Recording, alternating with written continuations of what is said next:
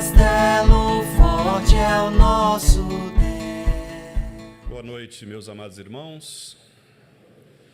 Graça e paz da parte de Deus, nosso Pai, e do nosso Senhor Jesus Cristo.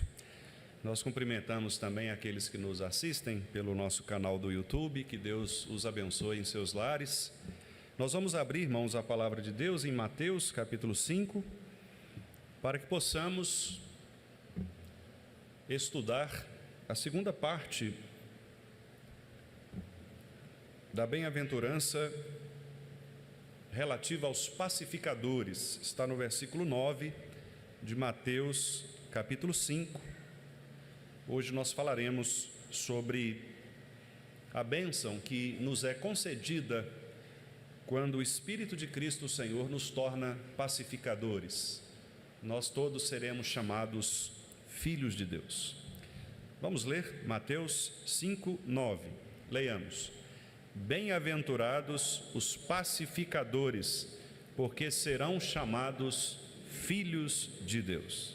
Senhor nosso Deus, que o Senhor possa nos ensinar nesta noite a Tua palavra, para que, ó Deus, pela Tua graça, nós sejamos alimentados verdadeiramente pelo poder do Senhor, para que possamos, ó Deus, de fato sermos preenchidos pelo Espírito de Cristo, do Teu Filho, e assim caminharmos conforme a vontade dEle para as nossas vidas.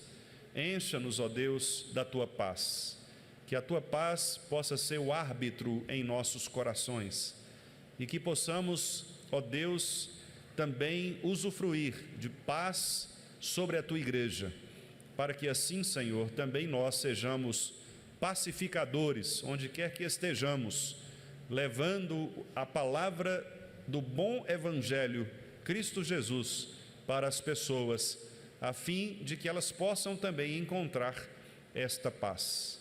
A paz que não é o mundo quem fornece, mas aquela paz que só o Senhor pode dar. A paz de descansarmos em Ti, de confiarmos no Senhor e de recebermos de Ti tudo aquilo que temos, ó Pai, em Cristo Jesus reservado para nós pelo Senhor. Dá-nos, portanto, este entendimento nesta noite, é o que Te pedimos, em nome de Jesus Cristo. Amém. Bem-aventurados os pacificadores, porque serão chamados filhos de Deus. No sermão anterior, nós tratamos daqueles perigos que vêm sobre nós e que nos fazem perder a paz, ou muitas vezes nós mesmos produzirmos esta ausência de paz. Nós vimos que algumas atitudes nossas, que são próprias de um coração pecaminoso, caído, são atitudes que causam problemas, que causam conflitos, às vezes confrontos, e naturalmente nos dividem, nos afastam e tiram de nós esta preciosidade que é viver em paz. As Escrituras Sagradas, meus amados irmãos, em vários lugares nos ensinam a termos paz uns com os outros. No que depender de vós, tende paz uns com os outros, nos ensinou o apóstolo Paulo. O próprio Senhor Jesus Cristo, dizendo aos seus discípulos, disse: deixo-vos a minha paz vos dou. Não a paz que o mundo dá, mas uma outra paz, aquela paz que preenche o nosso coração e nos faz perceber que nós agora somos acolhidos numa família, a família do Senhor. E exatamente por isso, o nosso Senhor Jesus acrescenta a esta bem-aventurança uma recompensa muito especial. Jesus Cristo diz que os pacificadores serão chamados filhos de Deus. Aqui neste acréscimo que Jesus Cristo faz a esta bem-aventurança, há duas informações muito importantes. A primeira delas é porque Jesus diz que estas pessoas serão chamadas. Os irmãos devem se lembrar de que as Escrituras Sagradas, logo no início, lá no Gênesis, na criação, falam que Deus chamou as coisas à existência. Deus chamou cada coisa pelo seu devido nome. Deus chama as estrelas pelos seus nomes. Deus chama os seus filhos pelos seus nomes, porque Ele conhece os seus filhos. Portanto, quando Jesus diz que nós seremos chamados, Jesus está dizendo que não existe a possibilidade de Deus chamar de maneira equivocada alguma coisa pelo nome e esta coisa não ser exatamente aquilo que Deus chamou. Diferentemente de nós, muitas vezes nós podemos nos referir a determinadas coisas, mas talvez por desconhecimento, por ignorância, ou mesmo por uma compreensão equivocada, nós podemos nomear alguma coisa de maneira errada. Por exemplo, algumas vezes nós podemos chamar uma pessoa por outro nome. Achando que nós estamos acertando o nome, nós erramos o nome daquela pessoa e, obviamente, nós nos corrigimos quando somos chamados a atenção quanto a isso. Às vezes, alguns conceitos que nós temos sobre as coisas também são conceitos equivocados. Nós chamamos algumas coisas por nomes que não são exatamente o que as coisas são. Mas isso não acontece com Deus. Quando Deus chama algo pelo nome, a atribuição de Deus é uma atribuição perfeita.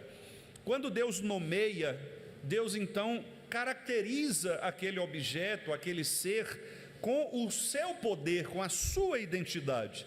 E é exatamente por isso que quando nós somos chamados por Deus, nomeados por Deus, denominados por Deus, nós não estamos aqui tratando simplesmente de um nome que nós recebemos aleatoriamente, mas nós estamos tratando de algo que é identitário, ou em outras palavras, Deus está nos carimbando, Deus está nos marcando para que nós revelemos pelo nosso nome a quem de fato nós pertencemos. É como aqueles escravos do passado que eram ou que tinham nas suas próprias peles, no seu próprio corpo ou nos seus registros o nome dos donos a quem eles pertenciam. Ou como aqueles animais que são muitas vezes marcados no curral, no pasto, para que sejam nomeados quanto aos seus donos. Por exemplo, lá no profeta Isaías, há uma referência quanto a isso. O profeta diz: olha, o boi e o jumento conhecem o seu possuidor. E conhecem exatamente porque eles são marcados, eles são identificados como aqueles que pertencem àquele rebanho. O Salmo 100 diz que os filhos de Deus são do seu rebanho. Portanto, a ideia de Jesus aqui é trazer à memória destes irmãos aquilo que Deus desde antigamente houvera feito, ou seja, designado aqueles que seriam chamados seus filhos.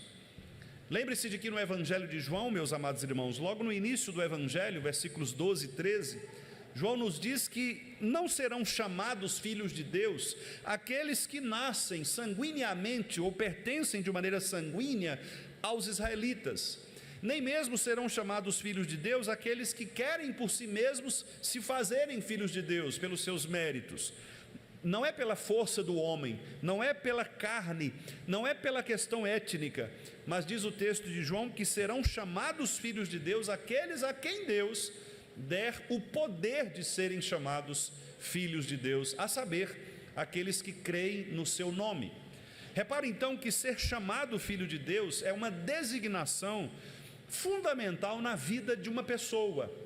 Ninguém pode ser chamado filho de Deus se de fato ele não tiver sido alcançado por este Deus todo-poderoso, Pai, que reúne agora uma família que antes era uma família que pertencia ao diabo e ao inferno, conforme Paulo nos diz em Efésios capítulo 2.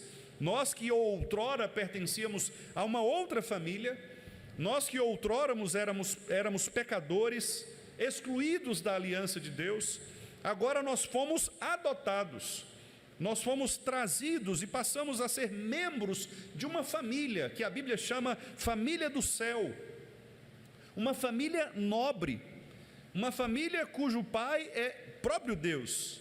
O nosso irmão ou irmão mais velho é o próprio Cristo, aquele que adentrou primeiramente para que nós pudéssemos também entrar com ele.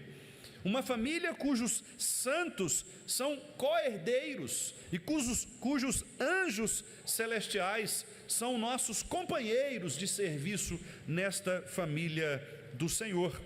Portanto, ser adotado por Deus consiste exatamente nesta mudança, nesta transição daquilo que nós éramos antes para o que nós somos agora.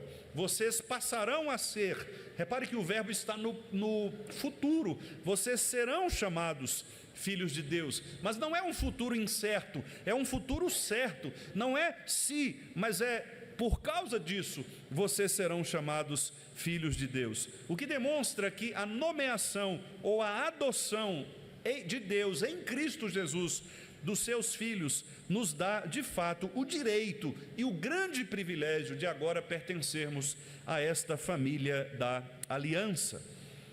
E o Salmo 45, versículo 10, o salmista diz: esqueça o seu povo e a casa do seu pai, mostrando ali, meus irmãos, que uma pessoa que é espiritualmente adotada, ela agora não tem mais relação com esta família antiga.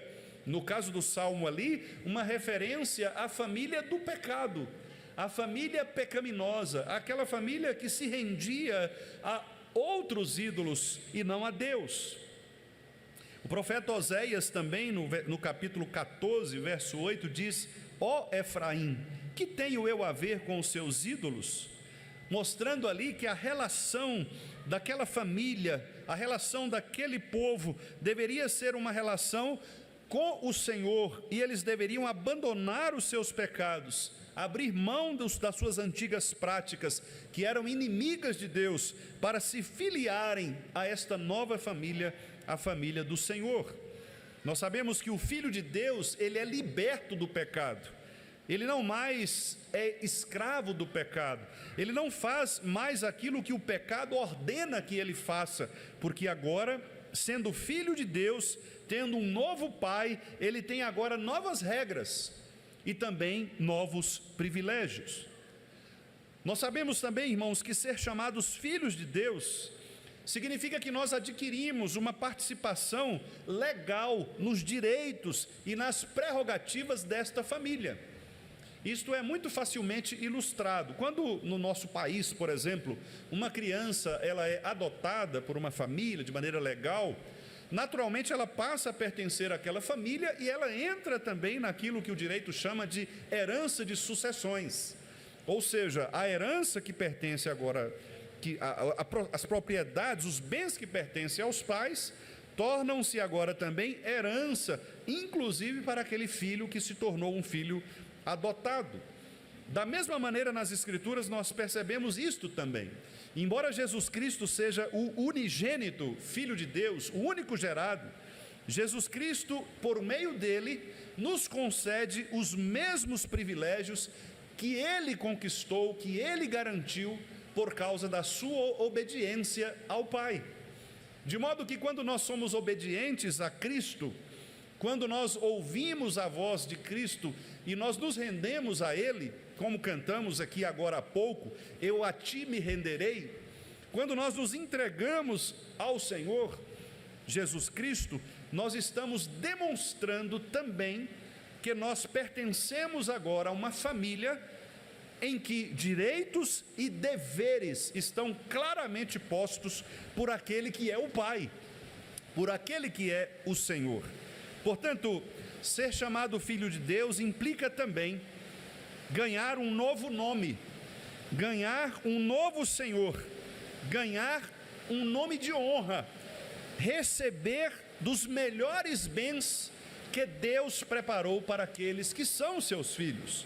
Nós lemos, por exemplo, lá em Apocalipse, capítulo 2, verso 17, o seguinte: ao vencedor darei do maná escondido, também lhe darei uma pedrinha branca, e sobre essa pedrinha um novo nome escrito.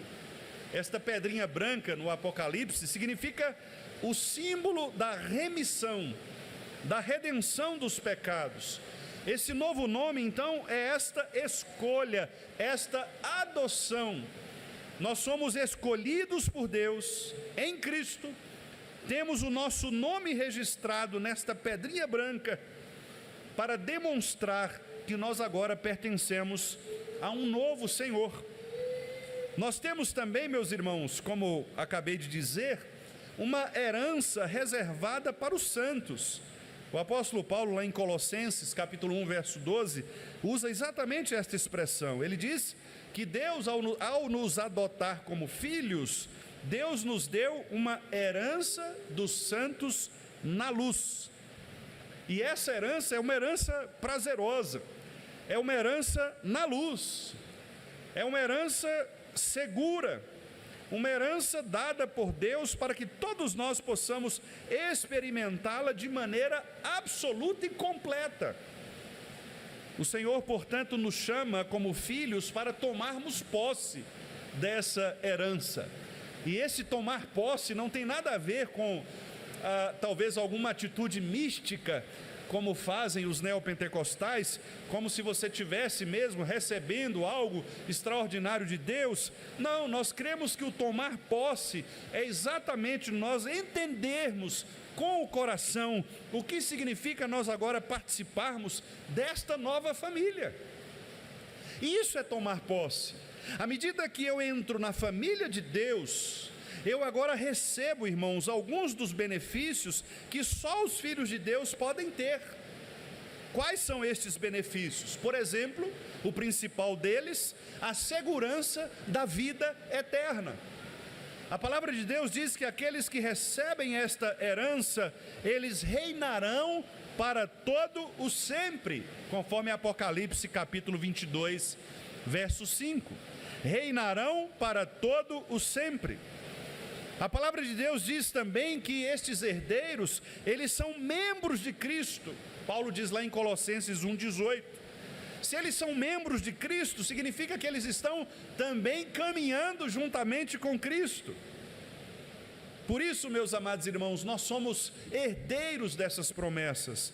Os nossos pecados, eles são completamente perdoados em Cristo. E somente os filhos podem receber isto. Os nossos pecados são absolutamente lançados no esquecimento, e só os filhos podem receber esta bênção. Os filhos de Deus podem ter certeza da sua salvação, somente os filhos podem estar tranquilos quanto a isso. Os filhos de Deus, eles podem participar dos meios de graça, a palavra, a oração, os sacramentos. Os filhos de Deus podem usufruir de maneira completa da comunhão dos santos. Somente os filhos de Deus têm estas participações privilegiadas. Por isso, significa dizer que nós somos mesmo pessoas diferentes, porque nós pertencemos a uma nova família. Nós não temos mais uma relação de filiação natural, carnal, sanguínea, mas a nossa filiação é uma filiação agora espiritual. Nós não somos mais aquelas pessoas que estão agora sujeitas a um governo de um senhor que é um senhor mau, do pecado que nos escravizava. Por isso Paulo escreve dizendo: olha, vocês não são mais obrigados a pecar, lá em Romanos capítulo 6, porque agora vocês foram libertos do pecado, e como filhos de Deus, vocês vão ter condições, vocês vão receber graça para lutar contra o pecado, para vencer as tentações. Vocês não são mais como as pessoas ímpias que se entregam aos prazeres, que se entregam à podridão do pecado. Muito pelo contrário, vocês agora podem escapar do inferno, escapar da condenação, porque vocês receberam esta graça, não apenas para salvar vocês da morte, mas também para capacitá-los à santificação. Somente os filhos de Deus podem receber isto. Por isso, meus amados irmãos, que vocês percebem que muitas vezes algumas pessoas, elas lutam contra os pecados delas, mas elas não conseguem vencer os seus pecados. E elas não conseguem vencer os seus pecados exatamente pelo fato de que elas lutam por suas próprias forças. Elas pensam que são os seus esforços que vão garantir a saída daquela escravidão, do pecado. Mas não são os seus esforços que vão libertar alguém do pecado. O que nos liberta do pecado é a graça que recebemos por sermos filhos de Deus. É em Cristo, aproximando-nos do Pai, que nós somos capazes de lutar contra os nossos pecados.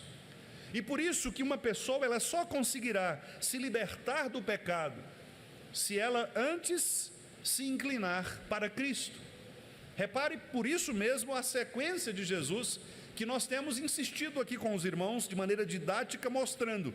A primeira coisa é humilhar na presença do Senhor, é a humildade de espírito, é a pobreza espiritual, é o reconhecimento de que nada somos sem Ele.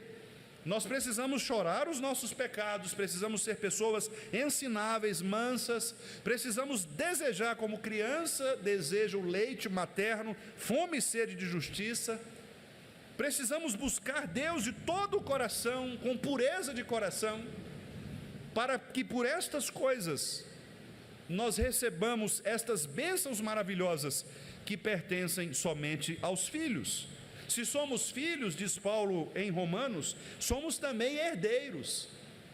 Ora, se somos herdeiros, meus amados irmãos, assim como Cristo Jesus o Senhor recebeu do Pai todas as condições para vencer o pecado, foi à cruz e morreu de maneira injusta pelos homens, mas justa diante de Deus, nós também em Cristo somos capacitados por esta mesma graça para vencermos as nossas lutas, vencermos os nossos pecados. E por que vencemos os nossos pecados? Vencemos os nossos pecados porque nós nos esforçamos, porque nós fazemos isto ou aquilo do ponto de vista da religião, das cerimônias? Não, nós vencemos porque somos filhos de Deus. E se somos filhos, nós somos então capacitados para nos tornarmos como o próprio Cristo. Os irmãos se lembram de João 17, na oração sacerdotal, Jesus dizendo: o meu desejo é que eles sejam um conosco, como eu sou contigo. Portanto, o que Jesus deseja é que nós, que somos filhos de Deus e irmãos de Jesus Cristo, espiritualmente falando, nós agora recebamos, assim como Cristo recebeu, da sua união, da sua unidade com o Pai, tudo aquilo que também está reservado para nós em Cristo. O Salmo 1, meus amados irmãos, ilustra muito bem esta verdade. No Salmo 1, nós às vezes entendemos que aquele justo ali é uma pessoa que seja justa, uma pessoa honesta, uma pessoa fiel, né?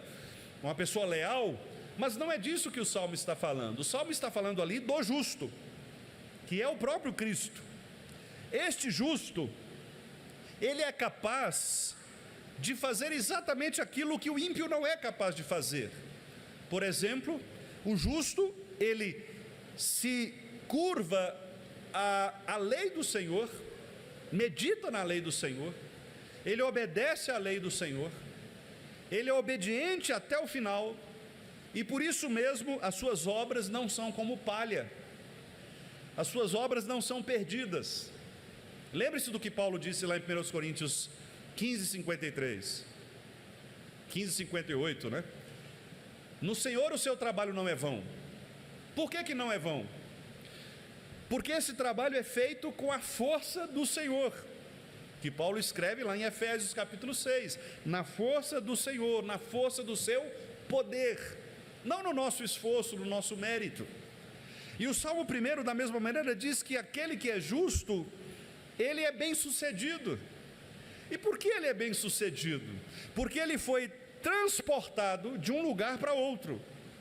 O que significa esse transporte? Ora, você foi tirado de uma família, que era uma família do pecado, você tinha um senhor sobre você, portanto você obedecia ao pecado como escravo, mas você foi tirado desta família, remissão, você foi remido, e agora você foi transportado para outra família, uma família que está junto das águas de descanso, uma família que te traz paz, não mais uma família que te escraviza, não mais uma família que domina seu coração, mas uma família que te traz segurança, paz, longevidade, prosperidade.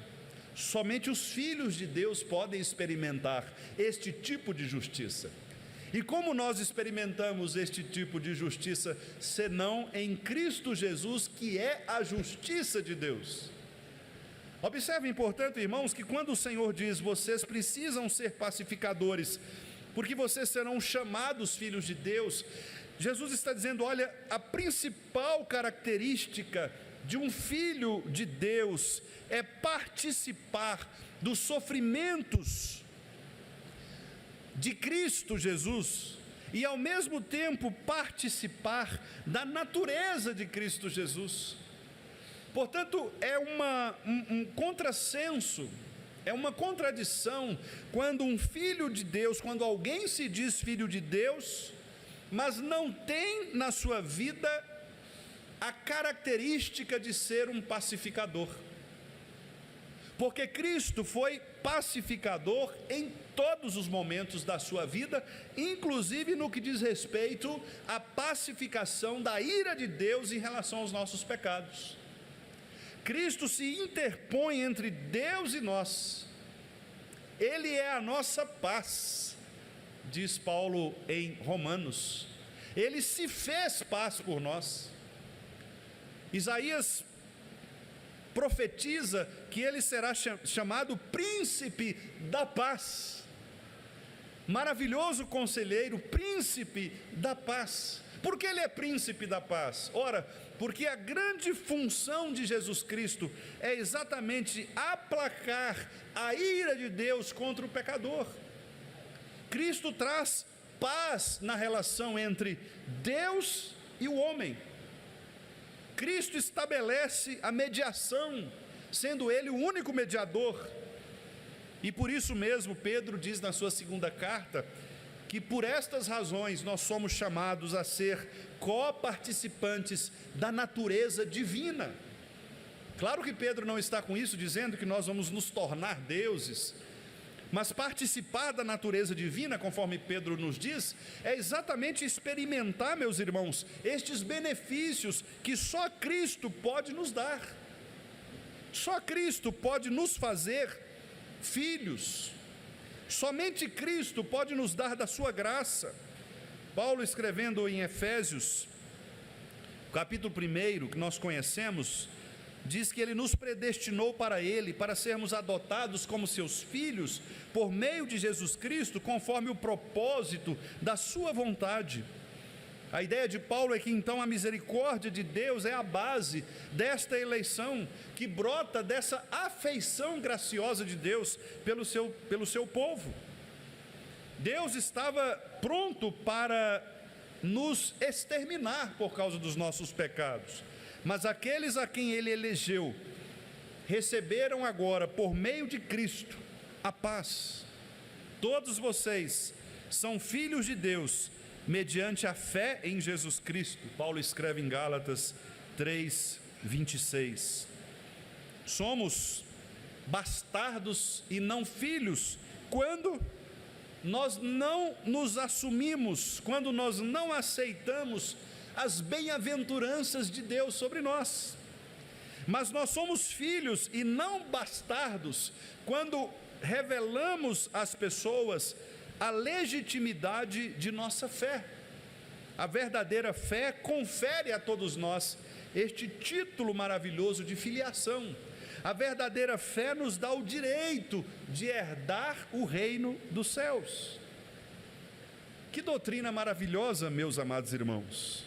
Somos pacificadores, porque Cristo nos escolheu em Cristo, porque Cristo nos escolheu para Deus, o seu Pai. Deus nos escolheu em Cristo, para que possamos agora promover a paz, que deve estar acima de todo entendimento, e que deve se tornar árbitro em nossos corações, para exatamente significar que nós não pertencemos a este mundo, como pessoas beligerantes, pessoas que causam confusões, pessoas que querem transtornar as coisas, mas pelo contrário, nós somos aqueles que somos pessoas que querem a ordem, que querem a harmonia, pessoas que buscam a unidade em torno da verdade que é Cristo, pessoas que não são pacifistas, mas são pacificadoras, Os pacifistas são aqueles que muitas vezes passam a mão na cabeça dos outros,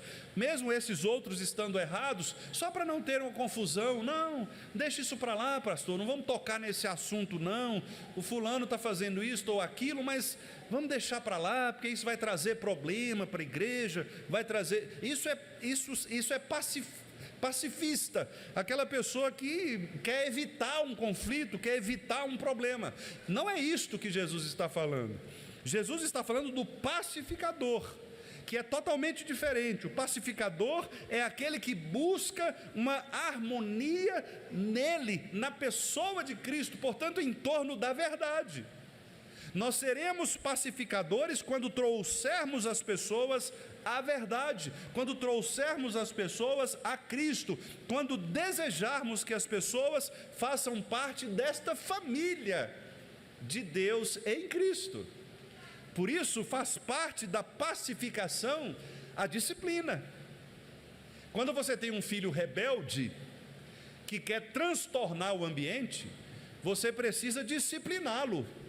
E discipliná-lo significa pacificá-lo, significa trazer paz ao coração, mostrando a verdade que ele está subvertendo por causa do pecado. Quando um irmão nosso se desvia do comportamento correto, é papel pacificador corrigi-lo, porque se nós não corrigirmos, este será aquele que transtornará todo o ambiente, aquele que causará problemas. Por isso Paulo se referiu a Alexandre e Himeneu como estas pessoas que causavam problemas na igreja. Por isso João se referiu a Diótrefes como aquele que queria ter a preferência, a preeminência. Estas pessoas foram citadas nominalmente pelos apóstolos, exatamente porque foram pessoas que deveriam ser corrigidas. Se vocês querem ter paz, disciplinem estas pessoas, porque estas pessoas estão transtornando o ambiente da graça de Deus. Então repare que ser pacificador não é ser pacifista, não é você tentar evitar conflito a qualquer custo, é você ter harmonia e unidade em torno daquele que é o seu Pai, Deus o nosso Senhor, em Cristo Jesus. São as regras de Deus que valem para o pacificador. O pacificador agora, pertencendo a esta nova família, ele entende que a sua vida é governada por um novo relacionamento, um parentesco estabelecido pela fé em Deus Pai, pelo compromisso na pessoa de Jesus Cristo, e por isso mesmo, ao mesmo tempo, nos faz pertencentes uns aos outros, que é o que nós chamamos de comunhão dos santos. Por isso o Filho de Deus, ele busca sempre um coração terno, um coração que se alegra com as coisas de Deus, um coração que se afeta pelas afeições de Deus, um coração que não se deixa dominar pelo pecado, mas um coração que aceita a palavra de Deus, as regras de Deus, e vive de acordo com a promessa de Deus. Veja o que Paulo escreveu em Colossenses 3, 9 e 10. Vocês se despiram da velha natureza, com as suas práticas, e se revestiram de uma nova natureza, que se renova para o pleno conhecimento, segundo a imagem daquele que a criou. Portanto, o Filho, ele se assemelha ao Pai. Nós estamos sendo refeitos, renovados neste conhecimento, para nos adequarmos à imagem de Deus. E é tão gratificante para nós, pelo menos eu experimento isso bastante, quase a maioria das pessoas, né, ao se referir aos meus filhos, dizem: pastor, mas como parece com o senhor, né? Sua cara. E a gente fica orgulhoso disso. Você fica orgulhoso, né? Pode ser o bichinho mais feinho que tiver, mas fica orgulhoso, porque parece você, é carne da sua carne, não é? Rosto do seu rosto, é a sua imagem. Então, se nós que somos humanos, pecadores, nós nos sentimos felizes por sermos identificados com alguém que é a nossa herança, dizer, olha como parece, tem os traços do pai, parece a mãe, parece o pai, nós ficamos felizes com isso. Da mesma forma, a palavra diz que cada vez mais nós estamos sendo refeitos à imagem de Deus. Veja que coisa maravilhosa, irmãos. Nós estávamos completamente arrasados, feios, espiritualmente, por causa do pecado. A feiura do pecado havia nos dominado, a podridão, o mau cheiro do pecado. Cristo nos resgatou do império das trevas, nos trouxe para esta família da aliança. Fomos totalmente lavados, purificados, limpos. Somos, portanto, lindíssimos. Somos cheirosos. Somos belos. Paulo chega a dizer que nós somos criaturas ou feitura deles, né? Alguns pastores enfatizam ali este versículo de Efésios 2:10, porque a palavra que aparece ali é a palavra poema, quando Paulo fala sobre feitura, né? Então a ideia de que nós somos esteticamente assim, pensados por Deus como uma obra de arte, como um belo poema, não é? Do grande artífice, do grande artista, do grande compositor. Nós somos aquela bela música, aquele belo poema, não porque carregamos em nós mesmos estes traços de beleza, mas porque Deus fez em nós uma harmonização espiritual. Deus nos harmonizou espiritualmente. Nós que estávamos arrasados, feíssimos por causa do pecado, fomos agora totalmente transformados por esta graça maravilhosa. Então, se é assim, como nós devemos viver, senão de acordo com as regras deste Pai, deste novo Senhor, deste Deus que nos governa? Se é assim, por que não nós obedecermos ao nosso Cristo, ao nosso Senhor? Por que tentar resolver a nossa vida por nós mesmos? Por que tentar estabelecer nossas próprias regras? Por que fugir da presença desta maravilhosa família? Os irmãos sabem que aqueles que fogem da presença do Pai acabam se lameando, comendo comida de porcos, e voltam arrependidos. Aqueles que são verdadeiramente filhos voltam arrependidos depois de terem sofrido muito em razão da sua rebeldia. Portanto, não vale a pena nós nos rebelarmos contra este Pai, que é um Pai bondoso. Ele é o Pai nosso, o Pai nosso que nos livrou do inferno, que nos livrou da morte, que nos dá todas as coisas necessárias, como diz o apóstolo Pedro, tudo aquilo que é necessário para a vida e para a piedade nos são doadas por Cristo Jesus. Então, meus irmãos, por que lutar contra estas coisas? Por que tentar viver uma vida afastada do Senhor? Por que buscar construir a nossa própria história com o nosso próprio governo? Não seria muito mais fácil nos submetermos à voz de Deus? Não seria muito mais fácil ouvirmos a boa palavra do Senhor que nos guia? Não é muito mais fácil trazer para o nosso coração estas promessas maravilhosas que Deus nos dá, essas grandes virtudes?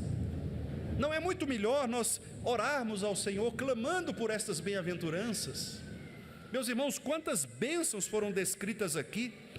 O reino dos céus nos pertencerá, nós seremos consolados, herdaremos a terra, seremos fartos, alcançaremos misericórdia, veremos a Deus, seremos chamados filhos de Deus. O que mais resta a nós? Todas estas bênçãos estão reservadas para aqueles que de fato agora pertencem a uma nova família. Sejamos, portanto, irmãos, como membros desta família, pacificadores em torno da verdade. Amemos o nosso Deus com todo o nosso coração, alma, força e entendimento. Lutemos pela nossa família. Não aceite que pessoas falem mal da igreja de Cristo. Lute pela sua família, defenda a sua família, defenda o seu irmão em Cristo, defenda o seu pai. Quando pessoas vierem com ideias nefastas a respeito de Deus, defenda o seu pai, ele é o seu pai. Não deixe que as pessoas zombem do seu irmão mais velho, Jesus Cristo. Somos uma família, e como uma família que somos, devemos amar uns aos outros, com este grande amor com que Deus mesmo nos amou em Cristo. Porque se somos filhos, somos herdeiros, no plural, juntos. A igreja de Cristo se torna herdeira, o novo Israel, paz sobre Israel. Nós oramos aqui nesta noite, por meio do Salmo, paz sobre Israel, paz sobre a igreja. Deixo-vos a paz e a minha paz vos dou, disse Jesus.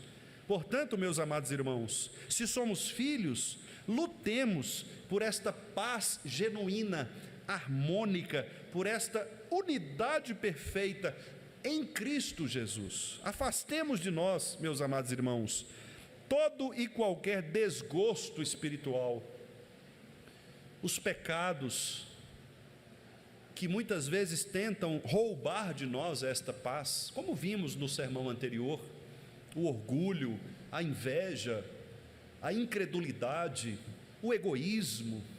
Afastemos estas coisas de nós, porque estas coisas roubam a nossa paz e elas tendem a matar a igreja de Cristo, sufocar a verdade.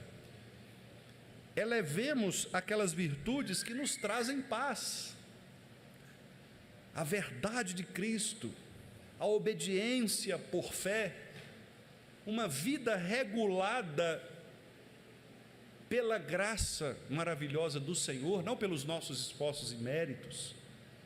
Ajudemos uns aos outros. A Bíblia diz que é melhor serem dois do que um, porque quando um tropeçar e cair, o outro haverá de levantar-lhe pela mão. É assim que a igreja deve viver. É assim que nós devemos chegar ao final do ano e pensar no ano seguinte.